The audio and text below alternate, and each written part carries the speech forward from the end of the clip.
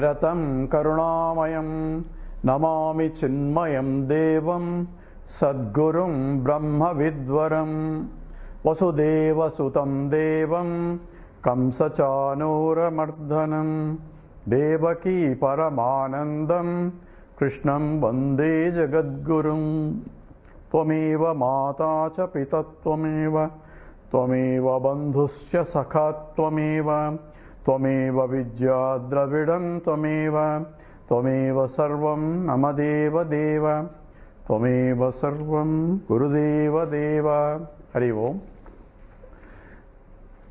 We are addressing now self-realization. What exactly that means? And in the past talk, we have raised several questions. Who realizes what? What exactly involved in self-realization? And several misconcepts or several concepts are there. If you go to Google, you will find all sorts of answers about self-realization, and saying that self-realization is same as God realization, and some claim God realization is different from self-realization, and self-realization is not necessary for liberation or nirvana or moksha, because what I am looking for moksha. So exactly what is involved in self-realization? That's what we are talking now. According to the Hindu philosophy, they say that since there are 4 purusharthas, that means something that I had to achieve in life. Purushartha means purusha, that a human being has to accomplish in this world. What are the 4? This first starts with dharma. Whatever I do has to be the righteous, it has to be correct, it has to be ethical, it has to be moral. So that's the first thing that I have to, it has to be clear. What is dharma? We'll come back again. Then comes the artha. Artha means earning what is necessary, required for my living. It can be wealth, it can be property, it can be material things that I need in order, because I am living in a society. I need wealth. Don't say wealth is bad. I need wealth, and wealth is required for me to live comfortably. I'm not getting confused between the comforts and happiness. One can be comfortably unhappy. So comforts is required. I need a place to sleep. I need, it's very hot, I need to have a little bit cooler environment. If it is very cold, I need a warmer environment, and I need a proper clothing and proper food. At least those are basic things any life form. Ahara nidra bhayamaitumancha samanyametat pashubhit naranam. Aharam, nidra, bhayam, all maitunam means these are the 4 things that are specified. Ahar means food, nidra is sleep, and ahar, nidra, bhayam, the fear of security, and the maitunam, that is the prodigy. All are basic things that any life form has. Samanya metas pashubhit naranam. So for pashus, for the living entities, all other pashu means actually animal, but animals, birds, everything, they are the same, they need that. And naranam, even human being, right? So these are the 4 ingredients that are basic things that are required. And of course the sloka says what is the difference between a human being and the animals then? All they both need the same. But only thing is buddhirjitesha adhigo viseshaha buddhya vihinaha pasubhisavanaha. What is the difference between the human being and the animal? Says he has the intellect to question. So a animal doesn't ask why the apple is falling down. Why do I need to know apple is falling down? It's happy that it's falling down and it eats. So are many human beings too. But only if I need to know why. The question of why not comes only for a human being. They take whatever that comes as and they try to solve the problem. All the animals, it may be very cold, it may be very hot, it may be raining, it may be, you will see all the birds and all that, they try to hide themselves in such a way to protect themselves. Lord has provided a methodology for him to protect themselves.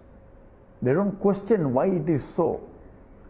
And they don't need to question also, because what they want to do is solve a problem. Only human being worried about why not, and what I have to do. All that problem is. Therefore, buddhi tesha adhiko visesha. Intellect is, buddhi means intellect, that questions why and why not. Why do I need self-realization? Why should I can live comfortably without having self-realization? And many people do. Manushyanam sahasreshu kaschit yatati siddhaye. Thousands of people are there, only very people ask this question. But why do I need to ask the question? That is the nature of the intellect. I cannot but ask. Why apple is falling down? One cannot but ask and find out the reason. So same way, why am I born? Why am I living like this? What am I searching for in life? Am I getting what I want? These are the questions intellect cannot but ask. Why am I born in this environment or not? Because I don't have a choice here. Some people are born with the golden spoon, and some people with the silver spoon, some people with the wooden spoon, some spoon, no spoon at all. Why these disparities? If there is a God, why there should be a disparities? Oh, that's because of karma. When did I do karma? Then I'd say in the past life. Because I didn't do, because the baby is also suffering. Some babies are welcome, some babies are not welcome. So one person went to Kanchikamakoti, and one, I don't know whether it's an American or English lady, went and says, how do you prove that there is the past life? She wants to know. She asked the question, and Swami did not answer it, because she wanted to see how serious this lady is. But she kept on asking the question every day coming. Then, recognizing her anxiety to know, he said, you go, there is a hospital there, maternity ward, you go there and stay there for 3 days and come back and ask this question. What has that to do with their last life? What is maternity ward has to do? Anyway, she went and stayed there for 3 days and came back, said, thank you, sir, I got the answer. What did she answer? What did you get the answer? So a reporter asked her, how did you get answer in the maternity ward if you didn't get answer from the Mahatma here? He said, I went to the maternity ward, then I saw what? I saw some children born to some parents, where the parents are elaborately celebrating the welcoming the child. A lot of gifts are given both to the parents and the babies, pouring gifts. I saw that. I also saw where the children are born to some families where they have comfortable, not many people, but few people showed up, and some gifts are given, not many like the other person, other baby, but they were also happy, the parents are happy, and the relatives who came saw were also happy. I saw that. Then I also saw where the children, the baby is born where there is no one to welcome. Only mother is there to deliver and going through the pain. The father itself is not there. When I inquired where is the father, he says he is going around trying to earn money so that he can pay for this service, for the delivery. He is not even there. Somehow the baby is born and father made enough money to take for the delivery expenses. This baby has no one there to welcome. And I also saw where they brought a lady on the street, there is no one else to care for, and somehow they delivered it and they gave the baby away, and there is nothing to away, no one to welcome, even the mother was painful, the child is crying, and no one to help at all. And these babies have not done anything to deserve this hierarchy of the treatments, because they're just coming in. Therefore, there must be a cause, and that must be the last life what they have done. So I got the answer. So the proof of putting for there was a life before is because I am born in an environment that are conducive to exhaust my karma only. Whatever that karma that is, that I cannot change, and that is the dharma. Dharma means what I carry with me to life after life is my dharma.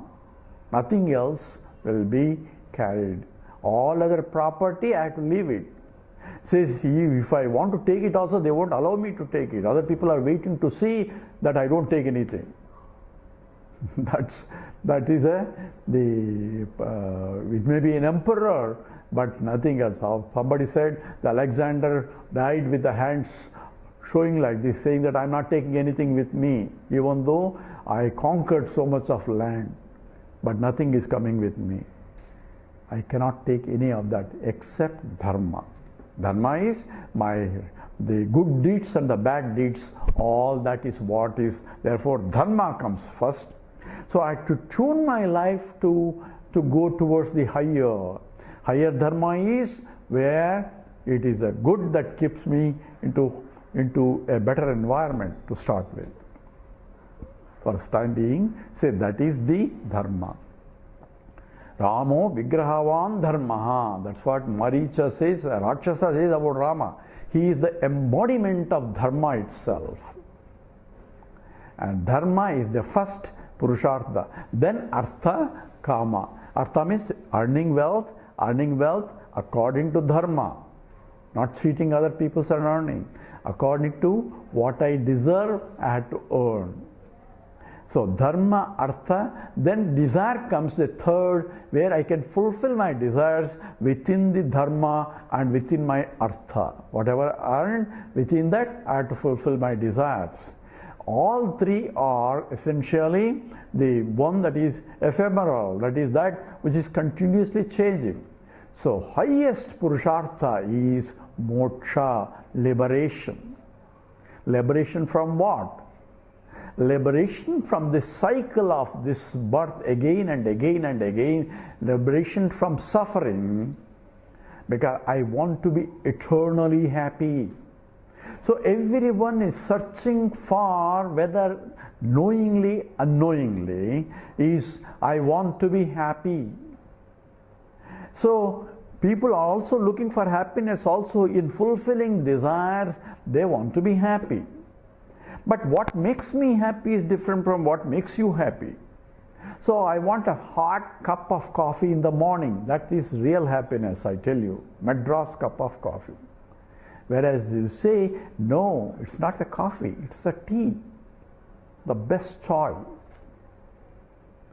Now, if the coffee is happiness, then more coffee should give you more happiness. No. Only one hot cup. If second cup becomes a miserable or tolerable, third cup becomes a really misery, and the fourth cup you will be suffering. Same coffee. So it's not in the coffee.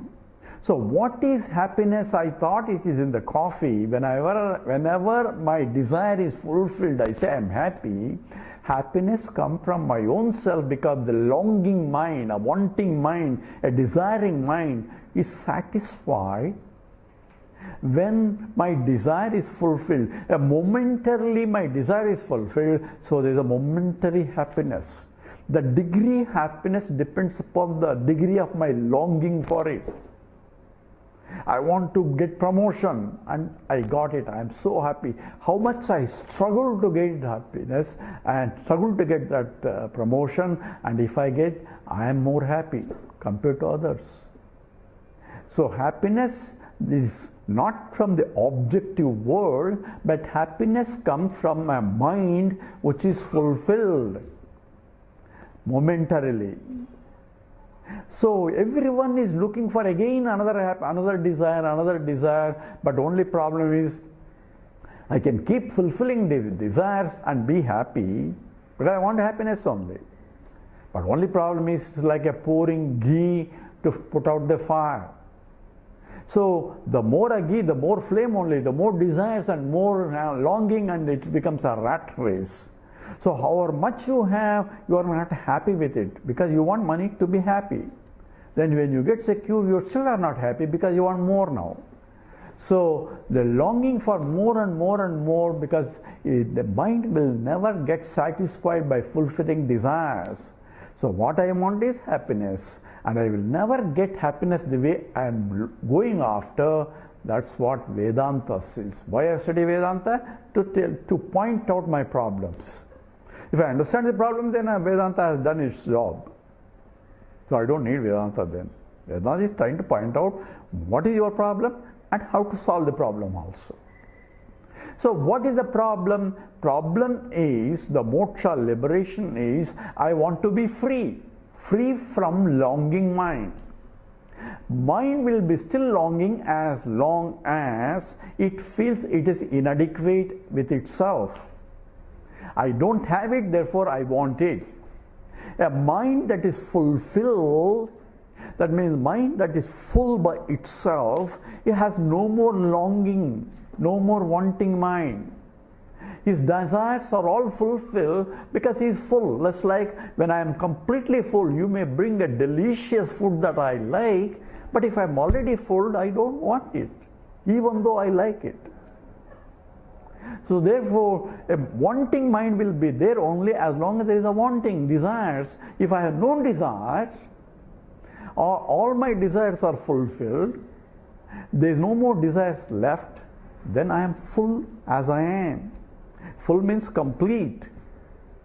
There is no more inadequacy. That means different things that I do not have is not there. So what is moksha? Moksha is a freedom from wanting mind. Simple. So, and freedom from wanting mind or freedom from longing mind will not be there if the mind is full. If mind has no more desires. If I am completely full, eaten all the way to my full of the neck itself, then I have no more want. Even if may be delicious, I don't want it. Because I am full. Maybe tomorrow I want it, but not now. When I feel I am again empty. But if I am all the time full, then I don't need anything. I don't depend upon something other than myself for my happiness. Therefore, now we define what is moksha. Moksha is freedom from desires, and that comes only when I am full. And that's exactly what Krishna says. So who is the one who is liberated, who has realized himself that he is full, is prajahati yada kaman sarvan partha manogadan atmanyeva atmana tushtaha sthita prajnasya uchyate. Who is sthita prajnaha? Means completely self-realized, established in the knowledge that I am. What is that I am? It says prajahati yada kaman sarvan partha manogadan. All desires are gone. Prajahati. That means all desires are gone. That means he is free from dependence on anything other than himself. That means the self that he is, as it is full and complete, and there is no more that he wants to make it more full. Therefore, prajahati yada kaman sarvan kaman. All desires are gone. Desire is that where I depend on something other than myself for my happiness. That's a desire. I want this because I feel inadequate as I am without that. I want it, I want him, I want that, I want love from others. That's a desire because I depend for my happiness on other people loving me. Other people depend on me and I depend on them. This interdependence. If they don't love me, then I am suffering. But if I am full by myself, then I don't depend on anybody, anything. If it comes, okay. If it doesn't come, also it's okay. Therefore, he is unperturbed. So therefore, even when he is in the world, he is not affected by ups and downs of the world, because they may come in conducive, they may not come, which are all things irrespective of the environment, he is full by himself as it is. So we are using several words here in terms of moksha. So what I should know is what is self-realization, what is moksha, what is God realization. Everything has to be understood here clearly. Krishna gives very beautiful, this is why we need to study Vedanta, to understand exactly what it means. So it points out this is what it is. A realized person is one, Krishna says, he doesn't have any more desire. Why he doesn't have any more? Because he is full by himself, as he is. Fullness means he is infinite. That's a definition, complete, Purnam. Purnam means full. So, fullness comes only when he sees himself, the self that he is Purnam. That means infinite. Now we are coming a definition of what exactly is the self. Self is that which is by itself is full, complete. So Bhagavan Ramana Maharshi says the who am I inquiry should lead to that I am, the self that I am is Purnam Satsvarupam. So it is of the nature of full, complete. So aham taya spurati hrutsvayam parama purna sat. He says in the Upadeshasara, it is paramam, purnam and satsvarupam.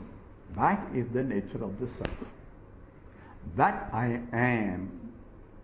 So what is I am? We are defining now. The self is that which is purnam, which means complete, full, that means infinite. Infinite is only purnam. Any finite is apurnam. Apurnam is limited.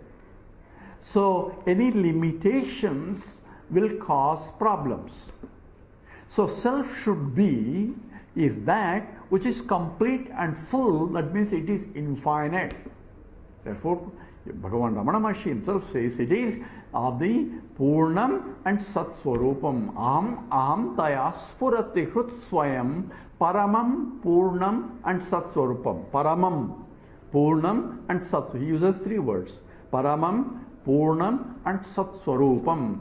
Paramam means supreme, means there is nothing beyond. Paramam. Stop? Oh. So Paramam, the mic has gone down. Paramam is that which is beyond, that means there is nothing beyond. This is the highest. What about God? His statement is there is nothing beyond this. So if there is a God, God has to be included, or God is nothing but this. Both are possible. We are not questioning right now, but at least the statement is Paramam and this is supreme. There is nothing beyond. That is supreme means there is nothing beyond this. And Purnam. Purnam is complete, full. So there is in fact Purnamada, Purnamidam, Purnat Purnamudachyate. Itself is a sloka from the Upanishad, and it has a very deep meaning which I don't want to go right now, but that exactly is Purnam, complete. Therefore it is infinite. Any finite is incomplete because it is a finite. And infinite cannot be defined. Even infinite is only, it's not finite.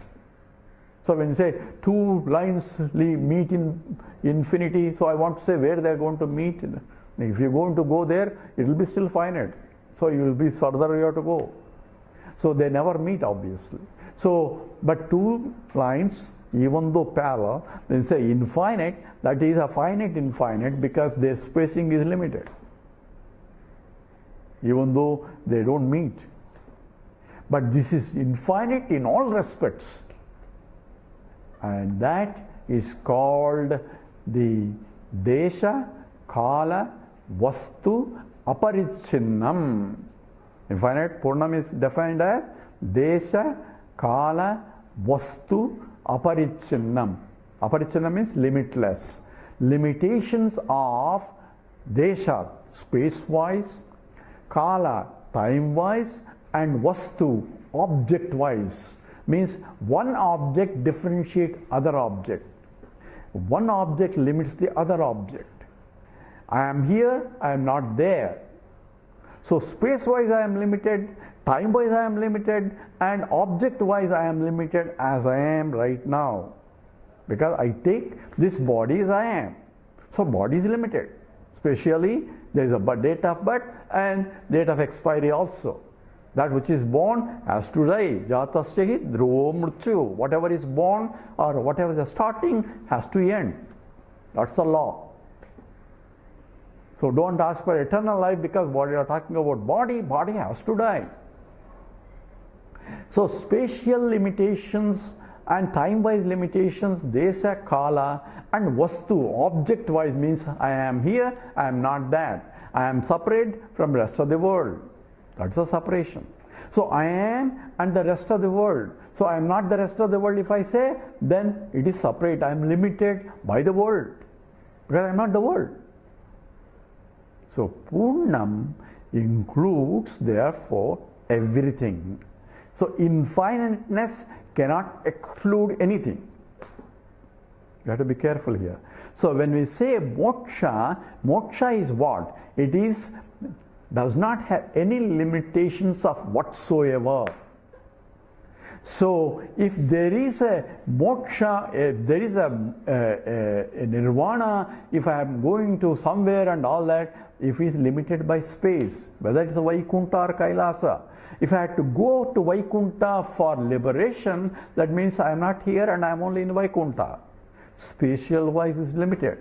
And if there are many people in Vaikuntha, because there are so many jivas, then one jiva is limited by other jiva. So limitations of space, time, object wise is there. But here the freedom is that which is limitless, which is infinite in all respects. Though no limitations of any kind, is Purnam. And what is that Purnam? Is there something like that at all? Or is it just imagination? And Bhagavan Ramana Maharshi himself says, Purnam and the Sat Swarupam, it is of the nature of existence. We'll come back to this very carefully, because this is a very important coming from the Vedanta. Don't say Ramana Maharshi is not talking about Vedanta. This is essentially part of Sadvidya, and this is a part of the Upanishad statement only. So Ramana Maharshi is teaching Vedanta. He may not want you to study all that, but if you understand this properly, to understand it you may have to study that. That's a separate issue. So one has to be careful when they say what exactly Bhagavan Ramana Maharshi is also pointing out. We are not evaluating Bhagavan Ramana Maharshi. We are only understanding what he says, pointing in the direction. From that we can say that we have understood what exactly means liberation, and that's exactly what Vedanta also points out. If any other religion also points out it, then that is Vedanta. Oh, that's not Vedanta, that is some other religion. No, Veda means knowledge. Veda means ultimate knowledge, and this is the ultimate knowledge where liberation involves, where I am free from all limitations. Therefore, I have no desire for anything. Hence, Krishna says that what is liberation, or what is a realized person, is the one who does not have any desires. So all are essentially pointing into the same truth. There is no disparities here. So what I am looking for and what is my purushartha, means the highest goal in life is moksha. Any other goal is only temporarily, only for me to go to other one. So this dharma, artha, kama should help me to reach that highest state, and if not, then I will be going into this circle again, life after life, without getting the moksha. Punarapi maranam, punarapi jananam, jatare sayanam, iha samsare bahudustare, kripaya pare, pahi murare. So in the Bhagavad Gita says, Bhagavatam says, it's this life cycle of going on and on. When is the liberation? How do I know that I have past life? Because your life right now is there, is a proof that you have past life.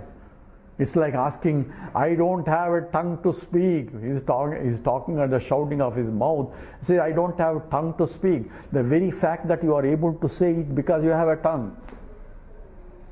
Same way, that very fact that I am born in a particular environment, in a particular body, which I didn't have any choice of selection, is the fact that because I have past life. Since I have past life, I have a future life. So every action that I do is I have to be accountable. And that's what is called prarabdha karma. So when people ask, you say, oh, good people are suffering and bad people are escaping. Nothing. This is a law of absolute. Nobody suffers unnecessarily. But if somebody is suffering, don't say he is suffering because of his karma. It is my duty to help him not to suffer. That's my duty. So Lord is providing me to establish my dharma. That's my dharma. So, because what is dharma? Whatever I don't want others to do to me, I should not do to others. This is a simple law. And whatever I want others to do to me, I should do to others. I don't want others to cheat me. I don't want others to lie to me. I don't want others to steal my property. I don't want others to hurt me. Therefore, it's my duty not to hurt others, not to steal, not to lie. All becomes a dharma. There are other dharmas of Veda dharmas that we'll talk about later, but this is all dharma that I carry with. And what I need to do is go from dharma to artha to kama to moksha. Kama means now desire for moksha becomes the highest kama. Highest desire is to get liberated. And this we'll talk more in the next talk. With this we'll stop here. Om Purnamada Purnamidam Purnat Purnamudachyate Purnasya Purnamadaya Purnameva Vasishyate.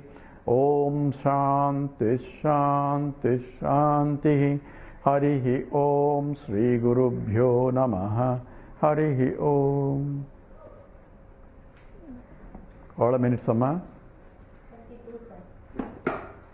32, 32 na? 30 ana signal வேணுமே dance பண்ண தெரியும். You have to say. Oh. Signal தெரியாதே. Are you sure you want to end back? Yes.